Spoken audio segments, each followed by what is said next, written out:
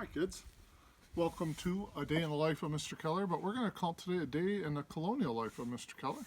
I've turned my backyard into a Revolutionary War colonial encampment, and today our lesson is going to focus on flint and steel fire starting. Starting a fire with flint and steel. So the first thing I want to show you is a soldier's flint and steel kit. It's a regular tin box.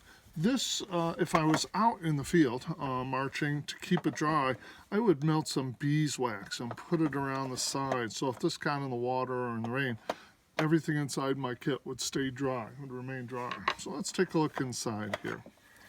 So I have a variety of things to start my fire. Now, just a quick note that matches were not invented until the early 1800s.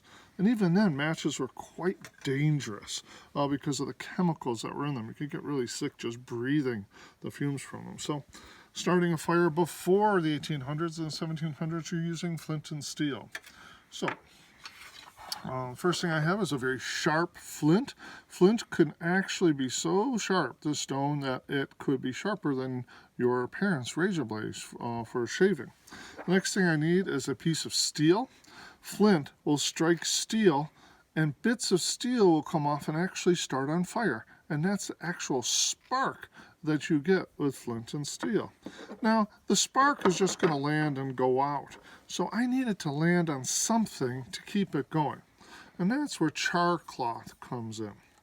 Char cloth is spelled C-H-A-R, kind of like charcoal or charbroiled, and cloth, C-L-O-T-H. So I have some cooked cloth here. That's char cloth.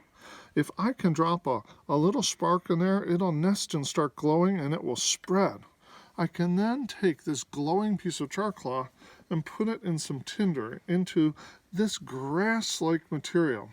And if I blow on it, it should catch on fire. Now I would have my sticks and my kindling ready by the fireside to put this right into. Now this is an interesting string. This is called flax, F-L-A-X. And flax, it looks like a straw-like plant with beautiful blue and red flowers. Now I had this growing in my colonial garden last year and harvested it. Inside each of these tubes is a thread of soft fabric. And if you get enough of this soft fabric, you can turn it into a ball of tow, T-O-E. Now this tow can be spun on spinning wheels and produced into wonderful soft clothing, which I use for colonial reenacting, but in the Berkshires, it was a lot cheaper to have this than cotton cloth imported in from the southern colonies. So cloth made from tow, like this, is called linen, L-I-N-E-N. So most of our clothing is going to be made from this in the Berkshires at that time. So we have these 3 steps to starting a fire. What I'd like to do first is show you how to make this char cloth, okay? And that's going to be in part 2. So I'll meet you over by the campfire, and we're going to cook up some char cloth.